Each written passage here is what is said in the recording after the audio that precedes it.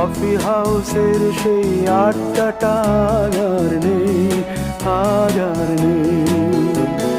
কোথায় হারিয়ে গেল সোনালি বিকেলগুলো সেই আর নেই। লা লা লা লা লা লা লা লা লা লা লা লা লা লা।